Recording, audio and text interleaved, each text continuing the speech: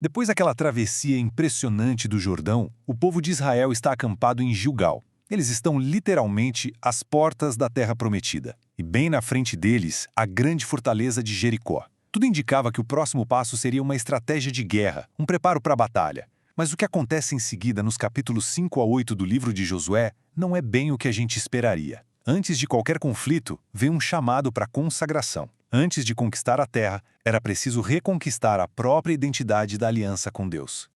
Para a gente poder entender a profundidade teológica por trás dessa conquista, vamos analisar essa narrativa em 4 atos, 4 momentos essenciais. Primeiro, a preparação. Depois, a queda de Jericó. Em seguida, o impacto devastador do pecado. E, por fim, a vitória e a restauração da aliança. Cada um desses passos vai nos revelar algo mais profundo sobre a relação entre Israel e o seu Deus. O capítulo 5 de Josué é fundamental. Ele nos mostra em detalhes os rituais de purificação e de memória que aconteceram antes da primeira batalha. Isso nos mostra que a preparação de Israel não foi, em primeiro lugar, militar, mas sim espiritual. Olha só como essa preparação acontece. Começa com a renovação da aliança. Josué recebe a ordem de circuncidar toda uma nova geração que nasceu no deserto, reafirmando quem eles eram como povo do pacto. Logo em seguida, eles celebram a Páscoa, um ato poderoso de memória que conecta a conquista que estava por vir com a libertação lá do Egito. E então, um sinal claro de transição. O maná, aquele pão que caía do céu no deserto, para de cair. A era da peregrinação tinha acabado, a era da posse da terra estava começando. E é justamente nesse momento que Josué tem um encontro que vai redefinir toda a campanha. Ali, perto de Jericó, Josué se depara com um homem com uma espada na mão. Ele pergunta de que lado ele está, e o homem se revela como o comandante do exército do Senhor. A ordem que ele dá a Josué é impressionante. Tire as sandálias dos pés, pois o lugar em que você está é santo. Essa frase ecoa o chamado de Moisés na sarça ardente, lá atrás. A mensagem era claríssima. Essa guerra não era de Josué, era do Senhor. Aquela terra era santa e Josué era apenas um servo cumprindo ordens divinas. Com a nação agora preparada espiritualmente, o foco se volta para o primeiro grande obstáculo, a cidade aparentemente impenetrável de Jericó. E a estratégia para tomar a cidade, revelada no capítulo 6, desafia completamente a lógica militar humana.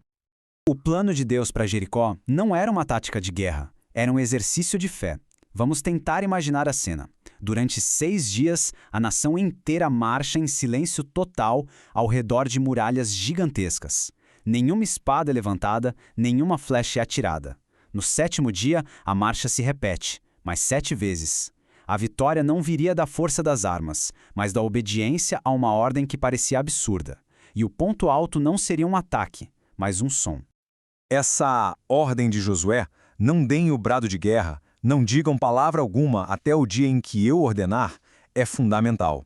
Esse silêncio rigoroso tinha um propósito duplo. Primeiro, fazer o povo focar sua fé em Deus e não na própria força militar. E segundo, criar uma tensão, uma expectativa que só seria liberada no momento exato que Deus determinasse. Com os muros no chão, a ordem foi clara. A cidade inteira seria consagrada ao Senhor para destruição. Esse era o princípio do Herem, um conceito onde os primeiros frutos da conquista, todo o ouro, a prata, o bronze, pertenciam somente a Deus. Era uma oferta sagrada. Mas no meio dessa destruição completa, há uma exceção que chama a atenção. Raabe e sua família são salvas. A fé que ela demonstrou ao proteger os espiões a separou do destino de sua cidade. E então, no capítulo 7, a história tem uma virada dramática, completamente inesperada. A alegria da vitória milagrosa em Jericó dá lugar à vergonha de uma derrota chocante diante de um inimigo muito, mas muito menor. Vamos recapitular. A conquista de Jericó foi um triunfo absoluto, totalmente sobrenatural. Uma cidade fortificada foi tomada sem que Israel perdesse um único soldado. Isso deveria ter fortalecido a moral do povo e colocado medo em todos os inimigos. Agora, olhem o contraste. O ataque seguinte é contra a pequena cidade de Ai. Cheios de confiança, os espiões até sugerem mandar poucos homens. O resultado? Uma fuga humilhante e a morte de 36 soldados. O impacto moral foi devastador. O texto bíblico diz que o coração do povo se derreteu e se tornou como água. A reação de Josué é de uma angústia profunda. Ele está confuso. Ele rasga suas roupas se joga no chão diante da Arca da Aliança e questiona a Deus. A oração dele mostra a crise de fé que aquela derrota causou. O que deu errado? Será que Deus os tinha abandonado? A resposta de Deus é imediata e é dura. Levante-se, porque você está aí prostrado. Israel pecou. A causa da derrota não era uma falha militar, era uma falha espiritual. Havia um pecado escondido no meio do povo e esse pecado tinha quebrado a aliança e contaminado toda a nação. O problema não era a fidelidade de Deus, mas a infidelidade de Israel. A investigação divina aponta o culpado, Acã, da tribo de Judá. E ele confessa que cobiçou e pegou para si uma capa babilônica, 200 ciclos de prata e uma barra de ouro, coisas que vinham de Jericó, e ele escondeu tudo na sua tenda. O ato dele foi uma violação direta da ordem de Deus, do Herém. Não foi um simples roubo de guerra, foi um roubo contra o próprio Deus. A consequência foi terrível e nos ensina um princípio central da aliança. O pecado de uma pessoa podia trazer consequências para toda a comunidade. A transgressão de Acã trouxe desgraça sobre a nação. Por isso, ele, sua família e tudo que ele possuía foram levados ao vale de Acor e executados. O texto diz que só depois dessa purificação radical é que a ira do Senhor se desviou de Israel. Com isso, o capítulo 8 narra a restauração de Israel. Depois da purificação do pecado, a nação está pronta novamente para agir sob o comando de Deus. Isso resulta em vitória na batalha. E mais importante ainda, em renovação espiritual. A comparação entre os dois ataques a Ai é muito instrutiva. O primeiro, baseado na avaliação humana e no orgulho, deu em fracasso. Já o segundo, que aconteceu depois da purificação do pecado e seguiu uma estratégia detalhada dada por Deus, foi um sucesso completo. Fica claro que a obediência era a chave para a bênção e para a vitória. Com a comunidade purificada, Deus entrega a Josué uma nova tática militar, que envolvia uma emboscada por trás da cidade.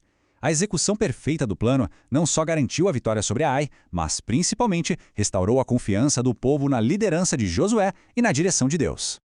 Mas o ponto mais alto de toda essa sequência de eventos não é a vitória militar. É o que vem depois. Josué leva a nação inteira para os montes Ebal e Gerizim para uma cerimônia solene, uma renovação da aliança com Deus. Ele constrói um altar, oferece sacrifícios, escreve a lei de Moisés em pedras e lê cada palavra dela para todo o povo. Esse ato reforça o verdadeiro propósito da conquista. Não era só tomar posse da terra, mas viver nela como o povo da aliança de Deus.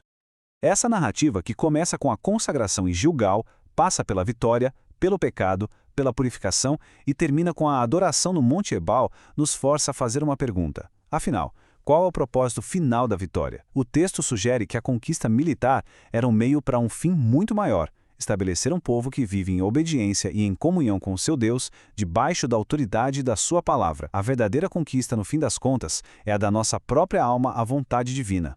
Esta análise foi uma produção da Primeira Igreja Batista de Guarulhos, um ponto de encontro entre Jesus e o pecador.